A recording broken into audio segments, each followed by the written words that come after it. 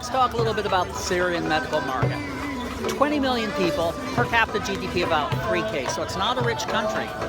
1.5 doctors, 1.5 hospital beds, more or less, per thousand population. What's really interesting about the Syrian market is during the course of the civil war, they actually doubled the number of hospital beds and doubled the number of doctors per capita, which I think is just fascinating.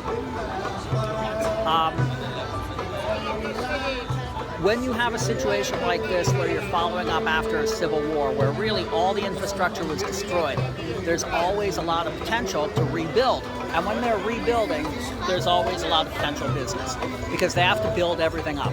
Before the Civil War, they had a pretty good healthcare situation for a poor country. Okay, you got to keep in mind this isn't the Gulf. This is one of these places with 70K per capita GDP.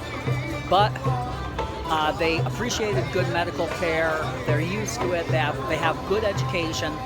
So there's room to sell. Now, the one most important thing you have to remember when dealing with Syria is the legal requirements. You have to check with the Treasury Department to make sure that you can legally sell to Syria and what the paperwork requirements are to sell to Syria.